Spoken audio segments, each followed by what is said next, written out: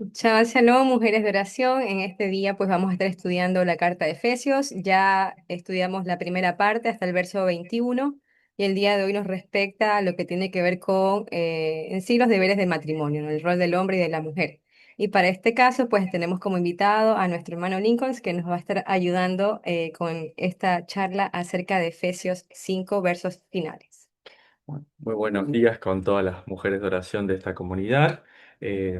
Mi nombre es Lincoln, y yo tengo el gusto de compartir la carga del ministerio, la bendición que es de esta comunidad, junto con mi esposa Mariuxi, que creo que es lo más importante, ¿no? Muchas veces uno valora mucho la exégesis o el traductor o el maestro por sus conocimientos. Sin embargo, escrito está que el Evangelio no es de vana palabrería, sino de poder. La palabra poder, dunamis, tiene que ver con hechos, ¿sí? Y hechos precedentes. Y no hay hecho más precedente o más representativo que el matrimonio. Así que estar junto a mi esposa creo que es lo que me da la autoridad de poder estar aquí delante de ustedes más que de cualquier otro cafete.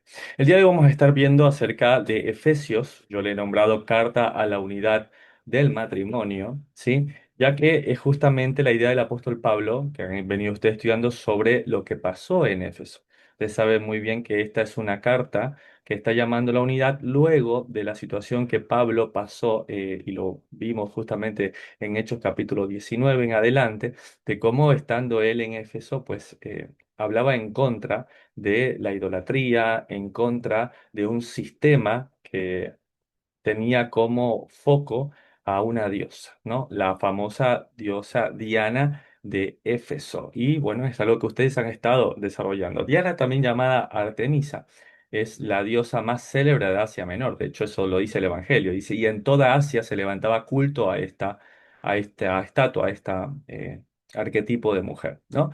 También llamada Diana por los romanos, Artemisa por los griegos, también conocerán como la diosa de la luna, la fertilidad y los alimentos, y como su templo en Éfeso, hecho de mármol, era considerado una de las siete maravillas del mundo antiguo. ¿Sí? Ahora, vean ustedes que les traje inclusive la estatua, porque el rasgo más distintivo de esta son unos objetos colgantes en su torso.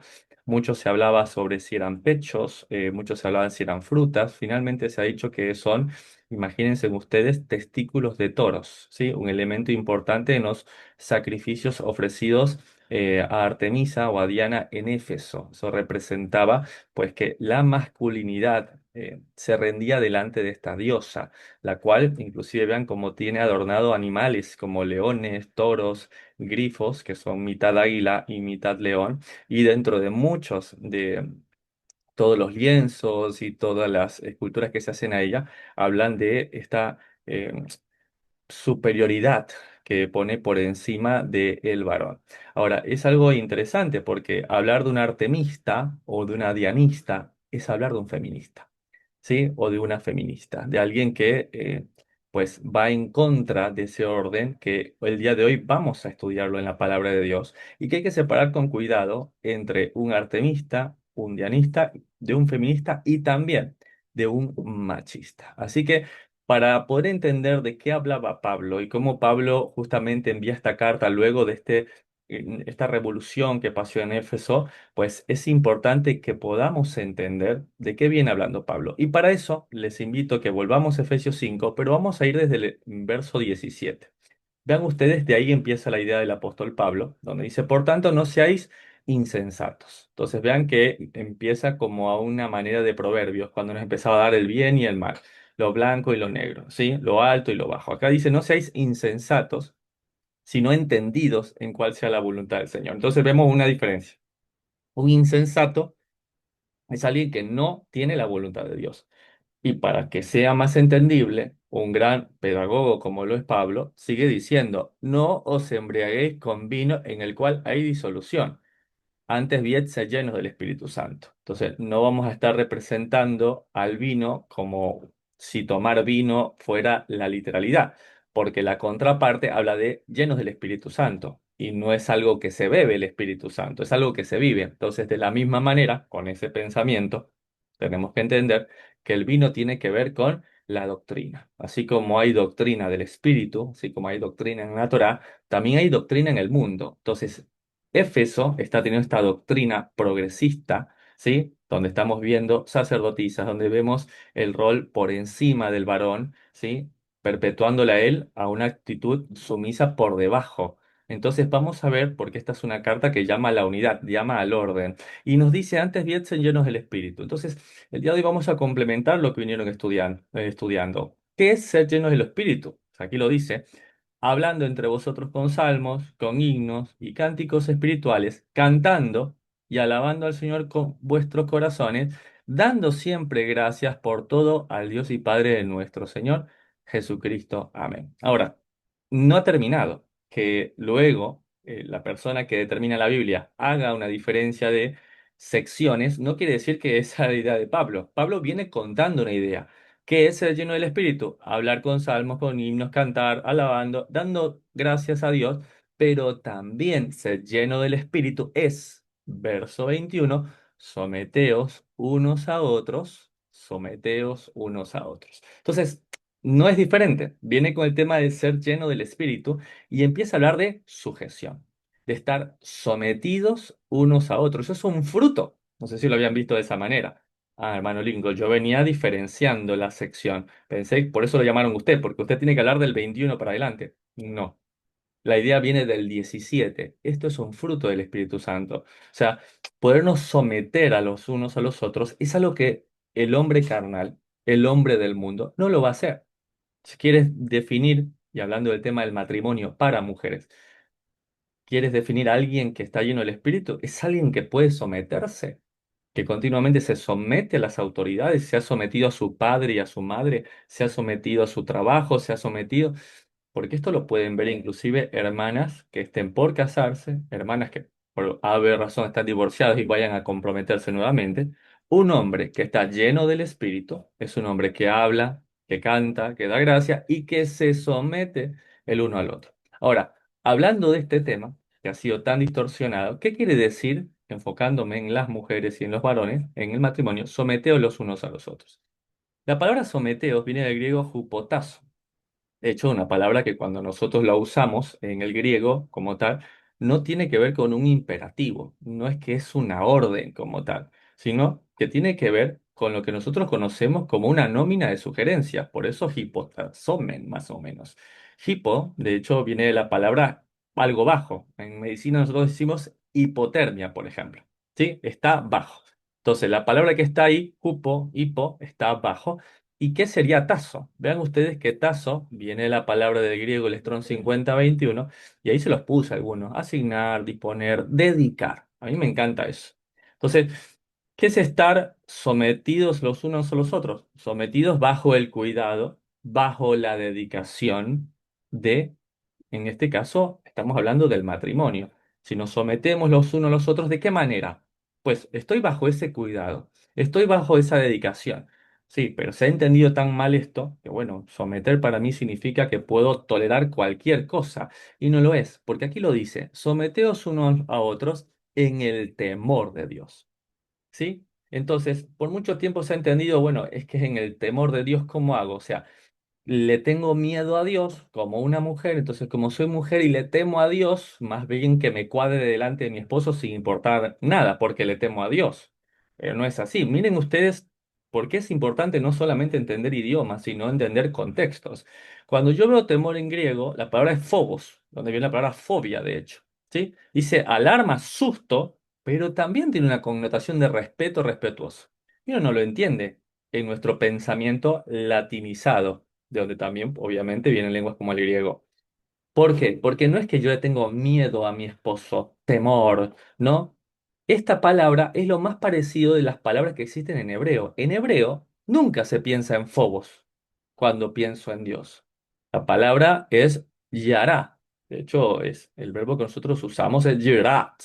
Y cuando uno habla, ¿no? Yirat, Elohim, temor de Dios, como se dice en hebreo, uno no tiene absolutamente nada que ver con estar temblando. Tiene que ver, como les traigo la raíz yará, colocar, disparar, destacar, señalar, enseñarse. Enseñarse, o como lo dice en el griego muchas veces, siendo imitadores de. Entonces, la palabra yirat Elohim no tiene nada que ver con estar temblando, sino que en su contexto es una persona que imita. Cuando dice, por ejemplo, teman a vuestros padres en Levíticos. ¿no? Tengan temor de vuestros padres. Bueno, ustedes actúen, señalen sus acciones como si las hicieran sus padres. Cuando dice, y de vuestro Dios tendrás temor, guarden sus días de reposo, es lo mismo. Está diciendo, bueno, si tú, para que se entienda, tienes temor de Dios, el aspecto práctico es, ¿estás imitando a Dios? ¿Estás actuando como Dios actúa? Hermano Lincoln, eso es un montón. Ahí se entiende más fácil el hecho de tengo temor de Dios. ¿Qué será temor de Dios? Hay gente que tú dices, Dios te está viendo. Ay, ¿dónde está Dios? Para nosotros, aspectos prácticos de la Torah, en el idioma, en su contexto, temor de Dios es ser imitador de Dios.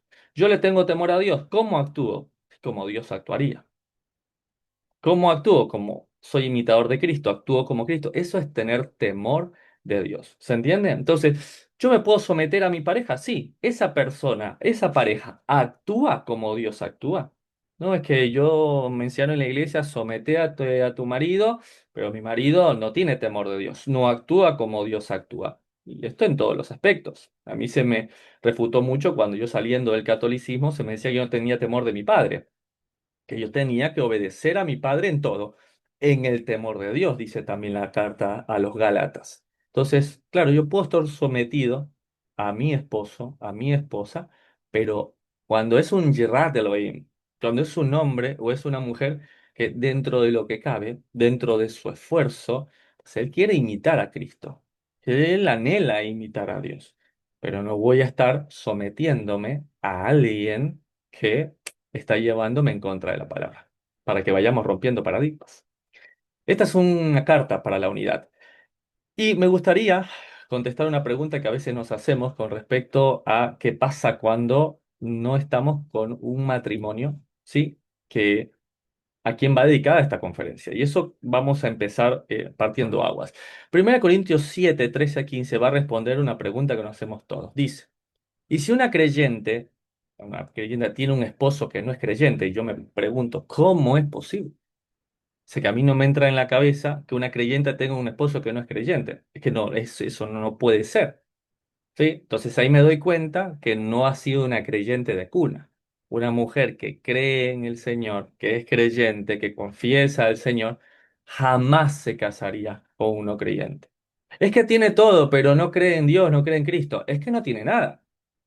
Es que no tiene nada. Lo primero, y lo hablábamos siempre con las mujeres, las solteras que esperan, lo primero que tiene que ser el sesgo es que teme a Dios, que se quiere parecer a Cristo. Luego vamos viendo. Entonces, ¿cómo una creyente va a tener un esposo que no es creyente? ¿Sí? Entonces, da una sola prerrogativa. Dice, y él está dispuesto a seguir viviendo con ella, no debe abandonarlo. Dos cosas tienen que pasar. Número uno, él tiene que ser consciente, y como lo dice otras versiones, estar no solo dispuesto, sino consentir con todo esto.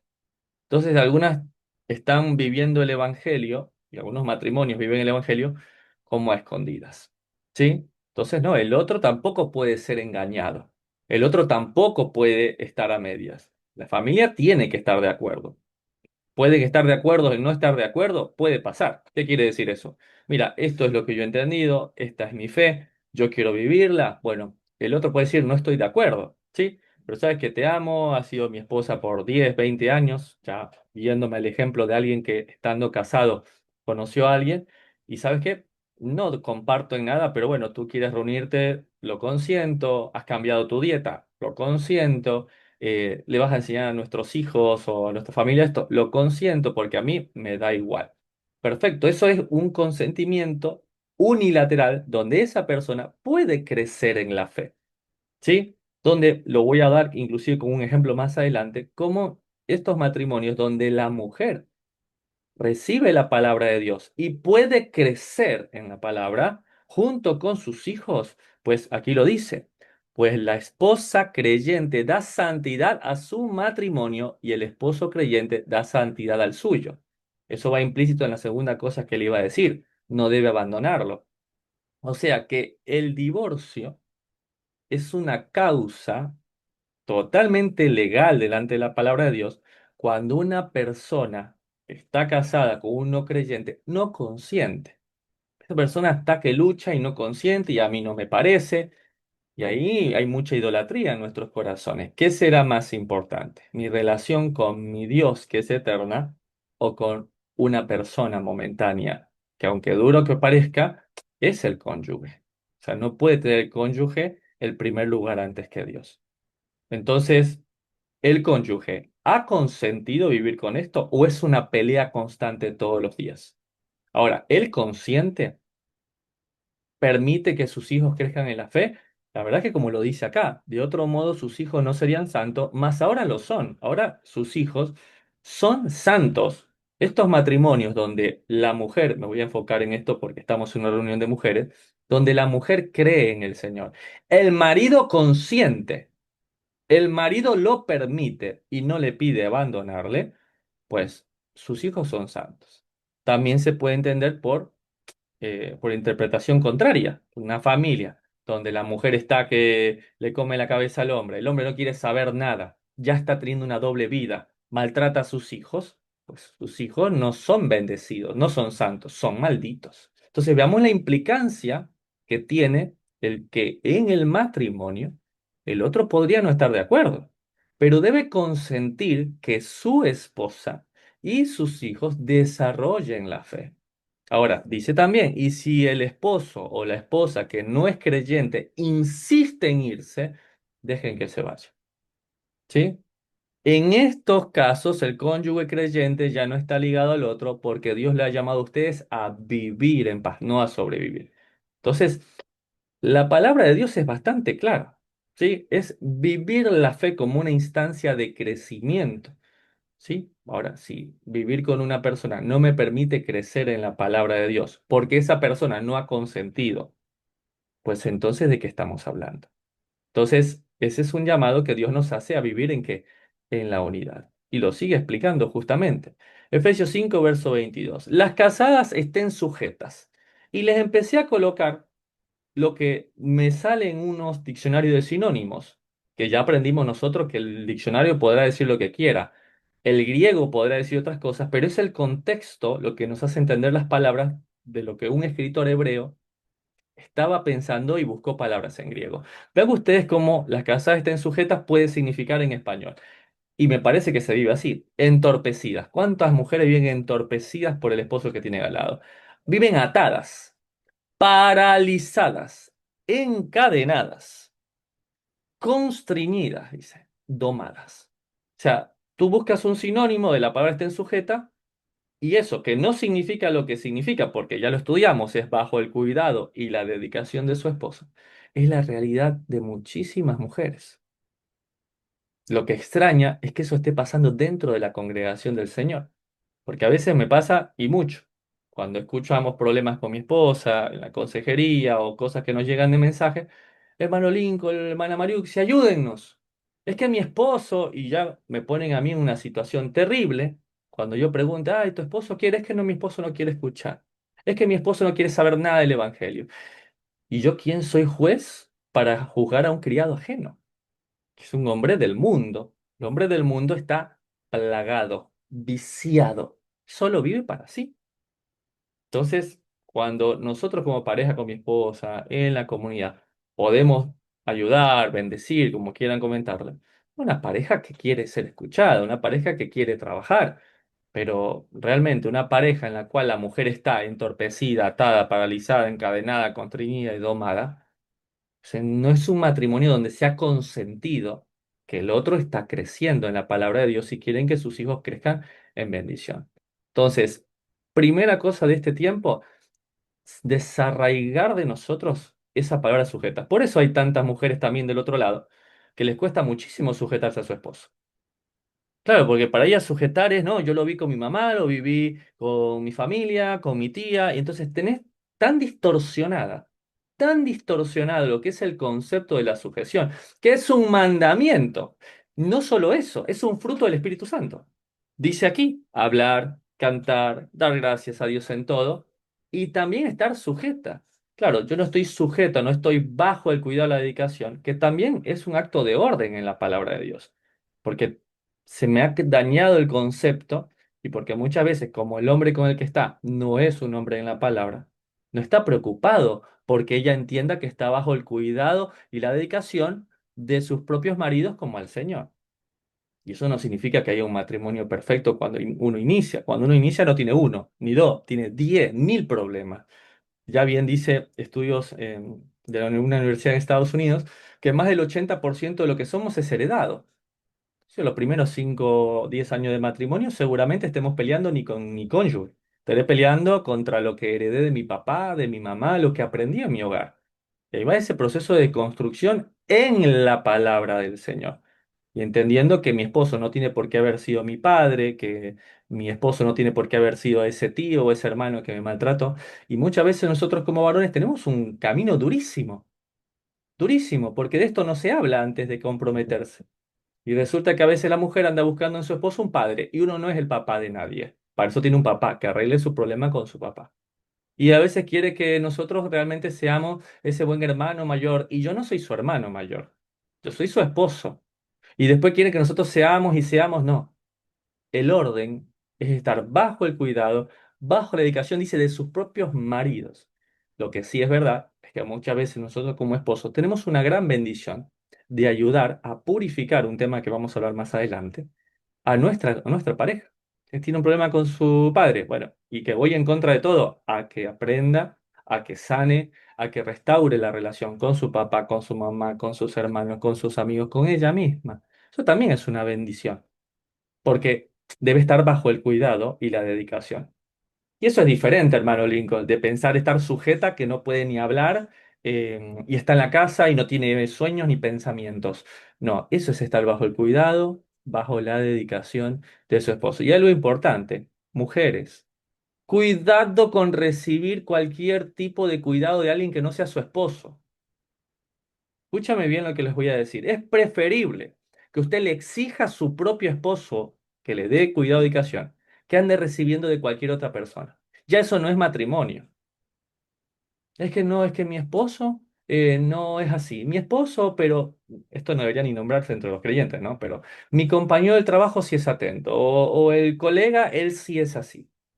O sea, no deberías ni recibir. Es que de mi esposo no lo recibe. ¿Y el creyente eres tú o quién es el creyente?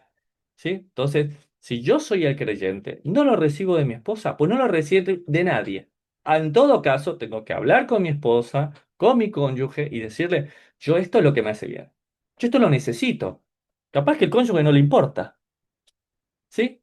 Pero para otras cosas sí somos enfáticos, para otras cosas sí somos, pero parece que para el matrimonio estamos cansados. Entonces, es preferible estar discutiendo ardidamente porque hay algo que tú necesitas como mujer, como cónyuge, y que el otro lo entienda a la Guerra Fría. Entonces, él tiene que adivinar que yo ya me siento lastimada porque hace 30 años, cuando nosotros fuimos, le dijo mi amor a la que nos sirvió y a mí también me dice mi amor. Es que eso ya no es matrimonio. Y si no es matrimonio, el estándar no es mi matrimonio, es la palabra de Dios. Las casadas estén bajo el cuidado y la dedicación de sus próximos maridos. Durísima carta, pero es a la unidad. Verso 23. Porque el marido es cabeza de la mujer. Yo no sé ustedes, pero a mí me gusta mucho imaginar. Yo imagino esto cerca del templo de Diana de los Efesos, donde la exaltación al cuerpo a la mujer con sacerdotisas paganas y de repente escuchan que el marido es la cabeza de la mujer. ¿Cómo? ¿Cómo el marido va a ser más que yo? ¿Cómo puede ser posible? Hoy en día es lo mismo. Yo hablo de este tema y me quieren funar en redes sociales. ¿Por qué? Porque dicen, no, ¿cómo vas a decir si no puede ser cabeza? Entonces, ¿a las mujeres de Efeso les incomoda escuchar esto? Sí. ¿A las feministas les incomoda escuchar esto? Sí. La pregunta es, mujeres de oración, ¿alguna de ustedes le incomoda esto? Si alguna le incomoda o alguna sintió una cosquillita dentro, quiero decir que esto no es nada más que un fruto del Espíritu Santo. Estamos hablando, yo no he cortado el tema, lo único que estoy haciendo es leyendo la carta del apóstol Pablo. Él dice que debemos ser llenos del Espíritu y que el Espíritu es hablar en salmos, como en Shabbat, cantar alabanzas como en el momento de adoración, pero también dice estar sujetos los unos a los otros porque el marido es la cabeza de la mujer, así como Cristo es cabeza de la iglesia, la cual es su cuerpo y Él es su Salvador. Así que como la iglesia está sujeta a Cristo, así también las casadas lo estén a sus maridos en todo. Y en reversa. ¿Será que decimos nosotros que nos enojamos porque no hay sujeción y yo no estoy sujeto a Cristo y quiero que sujetarme a otra persona? Pero la verdad y la única verdad es que la única forma de mantener un matrimonio es mantenerse sujeto a Cristo. Es que mi esposa va a tener, y el esposo, el cónyuge, va a tener no uno, va a tener 150.000 errores. ¿Qué es lo único que puede sostener un matrimonio? Pues que lo estamos sujetos a Cristo. ¿Sí? Entendiendo, como lo dice aquí, estén sus maridos sujetas en todo. Claro, estamos hablando y ya colocamos un parteaguas al inicio, en un Yerrat Elohim, ¿sí? En un marido que anhela parecerse al Señor. Es que para el otro es que no tiene solución, no hay solución. Es que el marido es un pagano y no quiere saber nada de esto. ¿Qué le puedo decir, hermana? Ore, ¿sí? Y ore no solamente para su esposo, ore por usted también. ¿Sí? Porque ¿en qué puesto está su marido y en qué puesto está Dios? Que no le permite a usted crecer, que no le permite desarrollarse en la palabra del Señor. Al menos así lo dice aquí, en la carta a la unidad de Efesios 5, verso 25, y va la parte porque me invitaron. Maridos, amad a vuestras mujeres. Así como Cristo amó a la iglesia y se entregó a sí mismo por ella para santificarla, habiéndola purificado en el lavamiento del agua por la palabra. ¿Sí? Y es que iba otro punto. Es para varones, sí, pero como mujeres se van a dar cuenta. Entonces, uno de los deberes que tenemos nosotros los varones es santificarlo. Eso no tiene nada que ver solamente con decirle y ahora te pones falda y te cubres la cabeza y no te quiero escucharte reír con esa risa exagerada que tienes, sino que vas a reírte así despacito y cuidado con maquillarte. La palabra santificar ya la hemos estudiado muchísimo. Tiene que ver con darle un trato diferente, distinguido, ¿sí? Algo santo es algo diferente. Ahora, yo tengo que saber eso, ¿sí? Que mi marido no quiere, que mi marido no ha consentido. Bueno, es importante entender esto, ¿sí? Yo tengo que recibir como mujer un trato diferente, distinguido como tal. A mí me pasó algo desde la pandemia que para mí ha sido una bendición. Venimos a vivir en Argentina cerca de 10 años y se besan todos en la cara, ya hombres, mujeres, no importa, hay un beso, es como algo cultural. Llegó la pandemia, sí, y nos empezamos a saludar de lejos y con puñito. Y he tenido el gusto de poder hasta la fecha ir perpetuando eso en el tiempo. ¿Sí? De hola, ¿qué tal? Eh, como algo mío, tampoco quiero que entiendan, esto es palabra de Dios, no, le estoy contando un poco de lo que yo como varón he podido ir viviendo. Prácticamente saludar a lo lejos y guardar los besos como está escrito también. Besaos los hermanos unos a otros con ósculo santo, con un beso santo. Sí, eso va haciendo más distinción para con mi esposa. Entonces, no puede ser que yo le ande diciendo mi amor a todo el mundo, no puede ser que yo ande, no sé, dándole beso y abrazo a todo el mundo, porque tengo que darle algo distinguido, diferente para mi esposa. ¿Qué estoy guardando para mi esposa? En el caso de ustedes también para mi esposo, que lo hace diferente, que lo hace distinguido. Entonces, no puede ser tampoco, y lo hablo de las dos maneras, no sé, la mujer tiene el mismo trato para el mundo que para su cónyuge o el varón, o a veces ni eso. ¿Cuánta gente hay que cuando sale se viste elegante y cuando está en su casa es la señora Florinda? O sea, no puede ser. Yo tengo que vestirme, separarme aún más para mi casa, para mi esposa, para mi matrimonio. ¿Por qué? Porque hay un trato distinguido, diferente, ¿sí? Justamente para eso. Yo les preguntaría, ¿cuántas de ustedes han sentido eso? Han sentido un trato distinguido, diferente, santificándoles de esa manera. Ahora, ni qué decir que tiene que ver con lo que dice, habiéndola purificado en el lavamiento del agua por la palabra. ¿Sí? Y las que quieran aprender un poco más, recuerden que tenemos lo que se llama el desafío del amor, porque a veces se cree que en una sesión nosotros vamos a resolver 20 años de matrimonios de problemas, pero ya creamos una serie de 3 partes, de 3 secciones, que es el desafío del amor. Y justo hablamos de 10 errores o 10 conflictos en el matrimonio. En el conflicto número 2 hablamos mucho de este tema, que les recomiendo que vean esa serie, ahí sí, junto a su pareja. Pero en el lavamiento del agua por la palabra, y lo hice en un ejercicio práctico con mi esposa, y era lavar sus pies, de forma literal, ¿sí? Pero también tiene que ver con la palabra, ¿sí? La palabra tiene que ver con el obrar de cada uno de nosotros. Es que es mucho más sencillo. ¿Sí? Mi esposa no me deja mentir que una de las frases más lindas que ella me ha dicho es, bueno, para mí es más sencillo sujetarme a ti, ¿sí? Por tu forma de ser, pero no soy yo, es la palabra, es la forma como uno va actuando en la vida, ¿sí? Ahora, ustedes como mujeres también tienen que tener mucho cuidado con eso. Yo conozco de primera mano muchos hombres que por fin entendieron esto, y no sé, se me voy a poner un ejemplo, ¿ah? Se ponen a lavar los platos para ayudar a su esposa. Y empiezan a lavar los platos y golpean porque nunca lo habían hecho. Y empiezan a golpear los platos y a alguno se le ha roto y escuchar a la mujer decir, deja ahí, que si no me vas a dejar sin vajilla. Entonces, tiene que ver ese trato distinguido de las dos partes, no solamente del esposo que continuamente quiere agradar a su esposa, sino de la esposa también, que valora, ¿sí? Que él quiera tener un trato diferente y distinguido. Ahora, todo esto, ¿para qué tiene que ver? Y es el verso 27, a fin de presentársela a sí mismo una iglesia gloriosa que no tuviese mancha, ni arruga, ni cosa semejante, sino que fuese santa y sin mancha. Y esto es importante que lo sepamos, que aquí en el griego ni siquiera dice eso. ¿Sí? Cuando dice en griego, la palabra que se usa es paristemi, ¿sí? Viene de la palabra paristano. Ustedes han escuchado la palabra para, como paralelo, ¿sí? Va al lado. Por eso al ruach también se le dice en griego parácletos, que está al lado, ¿ok? Entonces la palabra paristano, ¿sí? Está al lado de pie. ¿Sí? Está parada juntos. No es que el hombre se la presente a sí mismo.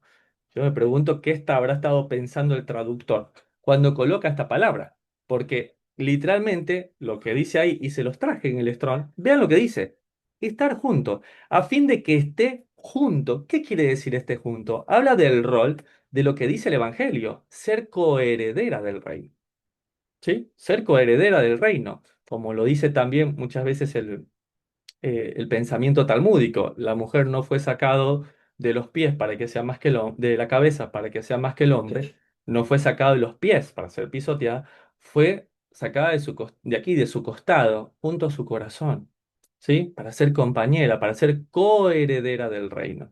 Y este es un tema que hemos desarrollado mucho en la serie para varones de Cantar de los Cantares en Ser Sansón no basta. Pero el punto es, tachen eso que dice presentarla a sí mismo, sino a fin de estar junto a Él. Cuando nos presentemos delante de Dios, no crean que está a estar presentado usted sola. No, la palabra dice que ustedes son una sola carne. El día que yo esté delante del Señor, estará mi esposa. Eso es algo bíblico. Hermano Lincoln, yo siempre pensé que iba a estar yo solita delante del Señor. La palabra dice que somos una sola carne. ¿Sí? Y que incluso las oraciones que yo hago, si no estoy de acuerdo con mi esposa, delante de Dios son estorbo, no son escuchadas. Entonces, mucho ojo porque la esposa es coheredera, ¿sí? Del reino conmigo. Y su crecimiento asegura que mi familia aprenda mucho de la palabra de Dios. Si yo estoy feliz, contento, gozoso, dichoso, no de que el ministerio crezca y todo eso, de ver el crecimiento de mi esposa. Y esto no tiene que ver en lo que ella aprenda, porque honestamente, admiro por sobremanera la capacidad de inteligencia que ella tiene. No por nada, inclusive por mucho tiempo fue mi maestra en todo el aspecto de la medicina, sino en la capacidad de ir aplicando en su vida, a pesar de la dificultad que cada uno tiene en su carácter, de ir reflejando al Señor. Y para mí como hombre es maravilloso poder decir, mira, muchas veces estoy todo el día trabajando, pero sé que mi esposa se encarga de estar muchas veces con mis hijos, puedo llegar tarde y saber que ella les leyó la palabra de Dios. Es una gran alegría para mí. Y es una forma de que el matrimonio crezca. Les voy a poner un ejemplo que a mí me llamó mucho la atención, de cómo un país cambió todo a causa de esto. Voy a usar un ejemplo pagano para que se den cuenta que este es un concepto válido en todas las esferas. ¿Cuáles creen ustedes que es una de las potencias en ciencia más grandes que existe? ¿Sí? Japón. ¿Pero qué era Japón? Japón, una isla devastada por la guerra. Eso fue Japón, nada más. Ahora, vean ustedes, esto que me llama la atención. Vean ustedes los premios Nobel. que existen de matemáticas en Japón. Y Nobel, y Nome, y método revolucionario en las matemáticas. Ahora, ¿por qué es esto? ¿Sabían ustedes por qué es una potencia? ¿Por qué uno de los mejores matemáticos provienen de allí? Una foto vale más que mil palabras. O sea, después de la guerra, Japón implementó reformas educativas donde incluían a mujeres, sobre todo en la enseñanza de las matemáticas. Entonces, cuando la mujer empezó a aprender matemáticas, ¿cómo se dieron los hijos? Brillantes matemáticos. Entonces, vean ustedes el valor que tiene. ¿Sí? El valor que les va a dar a sus hijos. El que ustedes puedan ser lavadas por el agua de palabra, presentarse junto a sus esposos. Hay un valor que si esto, siendo algo pagano, siendo algo del mundo, funciona, miren qué bendición es para un hombre, como es mi caso, ¿sí? Confiar, como está escrito en la mujer de Proverbios, que la ley de clemencia siempre está en la boca de esta mujer, que hace frío y no tiene temor ni su esposo, ni sus hijos, porque está con ropas dobles. ¿Qué les parece? Por eso es una carta llamada la unidad en el matrimonio. Verso 28. Así también los maridos deben amar a sus mujeres como a sus mismos cuerpos. El que ama a su mujer, a sí mismo se ama. Porque nadie aborreció jamás a su propia carne, sino el que la sustenta y la cuida, como también Cristo a la iglesia, porque somos miembros de su cuerpo, de su carne y de sus huesos. Y esto tiene muchísima profundidad. No crean que esto es simplemente demagogia o un poco de filosofía. Estamos hablando de que situacionalmente, explicándose, está el templo de Diana de los Éfesos, ¿sí? Y justamente en las inmediaciones hay gymnasiums, la palabra gymnos, que significan desnudos, lugares de desnudos, porque así se hacía. Entonces iban al culto hedonista, al cuerpo, ustedes saben muy bien cómo es la cultura grecorromana, ¿sí? Algunos dicen que esto también tiene que ver con el sector de la Odisea, pero bueno, el punto es que se veía un culto excesivo al cuerpo, al ejercicio, a comer saludable, a muchas cosas que están fabulosas, pero hablaba de la exaltación al cuerpo. Entonces, de la misma manera como se cuida al cuerpo, pues tenía que cuidarse de forma no solamente a la esposa, sino también al esposo. Lo que pasa es que muchas veces nosotros no nos sabemos ni amarnos a nosotros mismos. Eso es lo que pasa. O sea, ¿cuántas de las parejas que están aquí, cuántas de las mujeres que están aquí se han sentido cuidadas o sabes que su esposo está preocupado por, no sé, vamos a poner un ejemplo, por salir a caminar, porque su salud esté bien, porque tenga todos los controles médicos, si les duele algo, correr, estar pendiente? Y esto es todo un proceso. También al principio vengo de una crianza que no tiene nada que ver con esto. Y una de las cosas, y lo he dicho en alguna otra ocasión, uno de los momentos que más disfruto, y no lo digo por nada malo, es cuando mi esposa se enferma. ¿Sí? Siento que es un momento de donde yo puedo amarla a ella, ¿sí? Puedo cuidarla, a pesar de que ella pueda decir, y alguna mujer puede decir, oh, qué enojo, estar enojada, estar enferma, o qué mal que me enfermo. No, es una bendición para el esposo que quiere restaurar su matrimonio, que quiere tener una segunda oportunidad, cuidar a la esposa, ¿sí? Ayudarle a que mantenga ese cuerpo saludable, a que pueda comer de la mejor manera. Es verdad, el que cuida a su propio cuerpo es como que ama a su esposa también y viceversa.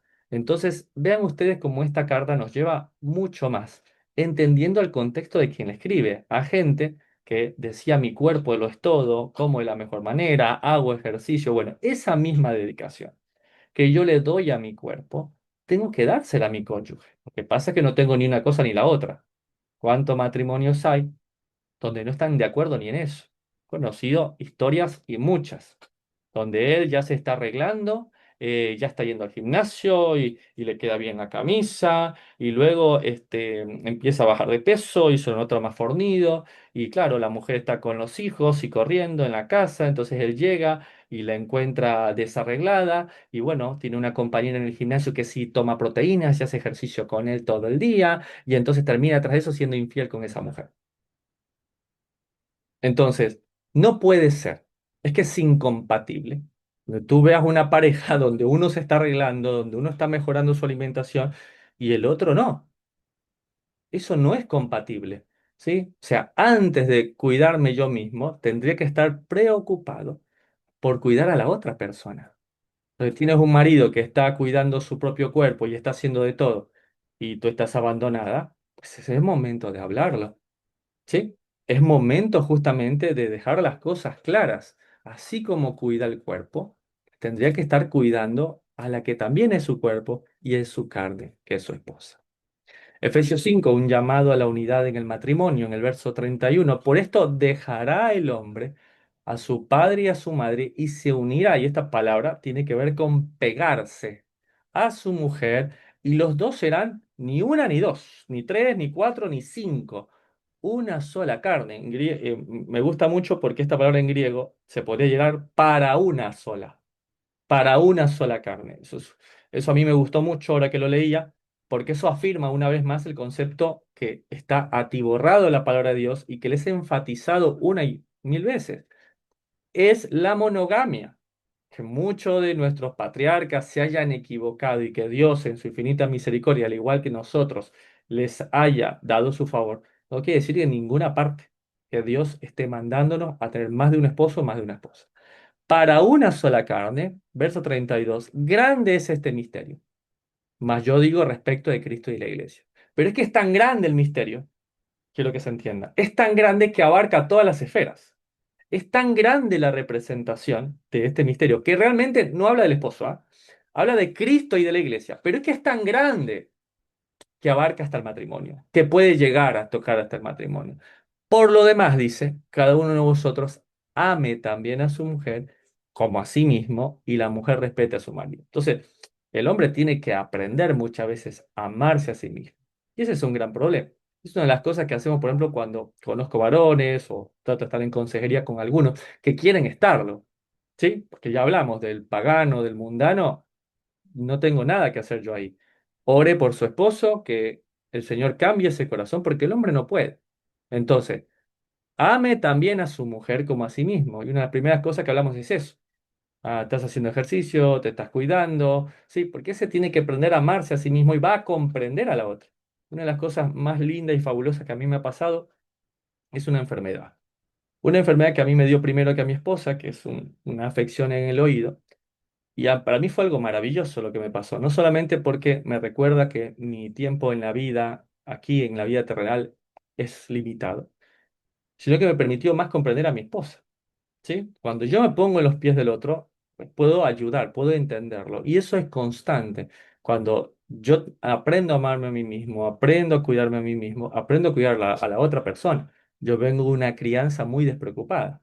Y mi esposa es todo lo contrario. Me ha querido dar valor, me ha cuidado, me dice, no, usted use esto, use lo otro. Me cuida en todos los aspectos de mi vida.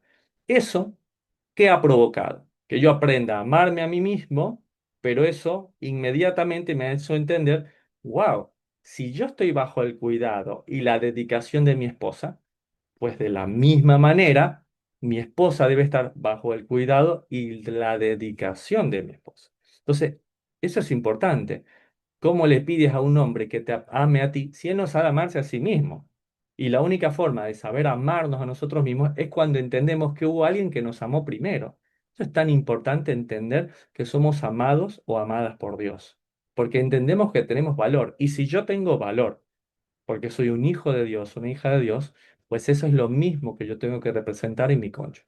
Y finalmente dice, y la mujer respete a su marido. Vean ustedes qué diferentes que somos. Entonces, estamos siempre al revés, por ejemplo.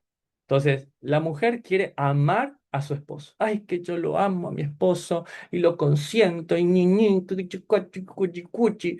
Pero la Biblia no dice, y la mujer ame a su marido. Dice acá, la mujer respete a su marido. Entonces, nosotros los varones, puede ser que sí, nos sentimos agradados, que haya muestras de amor, pero lo que preponderiza es el respeto al esposo. Entonces, lo que yo hago, lo hago en reverencia, en temor para mi esposo. ¿Sí? Y de la misma manera al revés. ¿Cuántos hombres vivimos queriendo dar lo que nosotros queremos? El hombre quiere respeto, entonces que le da a su esposa respeto. O como dicen por ahí, ¿no? Pero si te dicen, te he dado una casa, si todos te dicen, señora, ¿qué quieres tú? Y las mujeres cantan, me hace falta una flor, una flor, una flor. Entonces el hombre vive dando respeto, Tienes comida, tienes casa, tienes techo, te proveo. La mujer quiere amor, ¿sí? Pero también pasa al revés. También la mujer, muchas veces, da continuamente su forma de amar, pero no da ese respeto, ese lugar que tiene el hombre, que tiene su esposo. Entonces, ¿en qué lugar estamos? Y para profundizar más en el tema del respeto a su marido, veámoslo en griego, porque adivinen qué palabra usa. Fobeo. Entonces, vean ustedes que no es que la mujer tiene que tenerle miedo a su marido. Por eso digo, no sirve de nada saber griego si uno no entiende que el que lo escribe es hebreo. Claro, la palabra que se traduce en griego es fobia, pero el pensamiento hebreo es yirat. Entonces, la mujer respeta a su marido es, la mujer compórtese como se comportaría su marido. La mujer actúe como su marido le ha enseñado que debe comportarse. No es que a mi marido no le gusta que reciba a nadie en la casa, yo ya sé que no está, no, en el de la puerta le digo, no, no puede entrar porque mi marido no está. Pero señora, solamente que mi marido no está, ya se sabe. Entonces, con el tiempo, y es una de las cosas más maravillosas que hay, yo amo, por ejemplo, cuando mi esposa se comporta como lo haría yo, imita y ya sabe lo que yo haría. Eso es algo maravilloso, me encanta a mí muchas veces. Solo da el tiempo, claro que sí, en un matrimonio que ha consentido vivir en crecimiento en el Señor. Porque aquí no hay objetos terminados. Mi esposa a veces una vez me dijo como el primer día, no, ni como el primer día ni como el segundo. Sí, porque el primer día había un muchacho inexperto, inmaduro, salvaje, alguien que realmente estaba despojado de lo que es la búsqueda de la palabra de Dios. ¿Ok? Pero es mejor cada día. ¿Sí? Prefiero yo mi matrimonio dentro de 5 años que de hecho la fecha del día de hoy. Entonces, porque esa es la idea del matrimonio, de un continuo lavamiento por su palabra, para presentarnos los dos. Ahora ya entendimos, no es que se la presenta a sí mismo, lo presentan los dos como coherederos, paristemios, los dos estamos ahí de pie delante del Señor. Ahora, así como yo entiendo mi lugar, ¿sí? La mujer lo ha entendido. ¿Ustedes como mujeres entendieron el respeto solemne que le deben tener a su esposo? Su hermano Lincoln, medio fuerte viniendo de usted. No viene de mí. Primera de Pedro capítulo 3 verso 5 dice, porque así también se ataviaba, se comportaban en otro tiempo aquellas santas mujeres que esperaban en Dios, estando sujetas a sus maridos, como Sara, obedecía a Abraham, llamándole Señor, de la cual vosotras habéis venido a ser hijas, si hacéis bien, si hacéis el bien. Y es que Abraham era otro tipo de esposo. Abraham tenía otra mujer en la casa. Abraham tenía otro hijo viviendo ahí.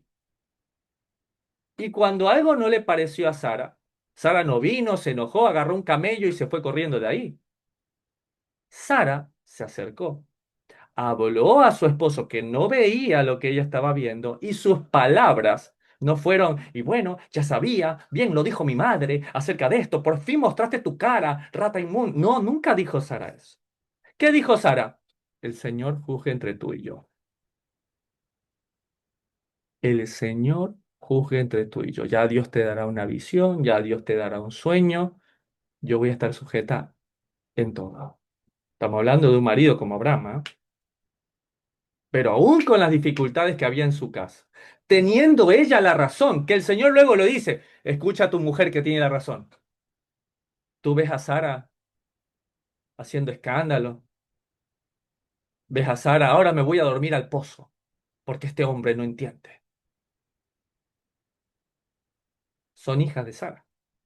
Ore por su esposo para que conozca a Cristo. Si este esposo ha consentido vivir con usted y la deja crecer en la palabra de Dios, no lo abandone. Si este esposo es un pagano, está abusando de usted, le está golpeando, está ultrajando, está cortando el crecimiento espiritual de sus hijos, abandone la idolatría, ¿sí? Y si este hombre hace rato que se quiere ir y usted está aceptando cualquier cosa que no venga del Señor, a paz le ha llamado el Señor. Y vosotros, maridos, igualmente, vivid con ella sabiamente, dando honor a la mujer como a vaso más frágil, y el tema del día de hoy también, como a coherederas. ¿Está? está al lado tuyo, para que vuestras oraciones no tengan estorbo. Esto es revolucionario. Venir nosotros de un mundo como tranquilamente los griegos, los romanos, estas luchas machistas, feministas, y venir con esto que es palabra de Dios. Por eso hay un concepto que me gusta mucho en hebreo, que es justamente Tojorat Hamishpaha, que es la pureza del matrimonio, la pureza de la familia, ¿sí? Y tiene que ver con el ejemplo de comunidad que tenemos aquí, ¿sí? El ejemplo de comunidad es: yo vivo o purifico mi familia de relaciones, de personas, tal como lo dice la Torá, tal como lo dice la palabra de Dios. Y debemos entender que el no filtrar amistades, personas, conocidos dentro de nuestro círculo puede ir haciendo cambios en la familia, ¿sí? Tenemos que ser celosos, el hombre y la mujer, de a quién ingresamos, de las cosas que hacemos, de las actividades que realizamos. Porque lo más valioso que ustedes pueden tener es el testimonio de la familia, es el testimonio de la unidad que es en la palabra de Dios. Que el Señor les guíe, que el Señor les dé inteligencia, sabiduría para poder obrar, para que su cónyuge pueda ser traído a los pies del Señor y para que usted también tenga el valor para entender de que así como hierro con hierro se aguza, dice, así se afila un amigo con otro amigo. Yo tengo la bendición del día de hoy contar como testimonio a mi esposa, ¿sí? Si yo he tenido la oportunidad de crecer como un hombre de Dios, de estar como principal en esta sinagoga, es porque soy varón de una sola mujer. Pero esa mujer en mi vida no ha tolerado jamás ni tolerará el pecado.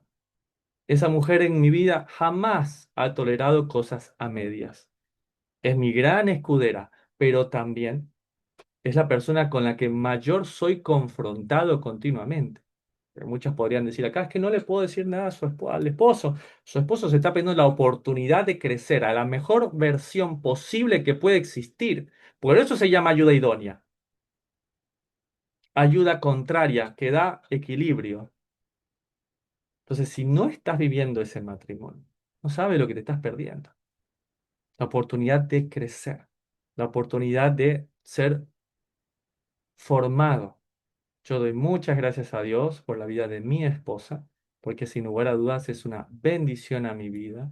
Y claro que ningún matrimonio va a ser perfecto y que no necesita serlo, pero necesita ser real. Necesita haber un deseo continuo de querer mejorar. Que esta naturaleza está caída, pero no por eso nos vamos a rendir. Y el que sepa que tiene problemas aquí, busque ayuda. Ellos tienen la bendición de tener un grupo de mujeres de oración. Yo lo he probado de primera instancia con mi mamita, con vuestra líder, la hermana Esther, mi madre. ¿Sí? Qué bendición a mi matrimonio, qué bendición a mi vida.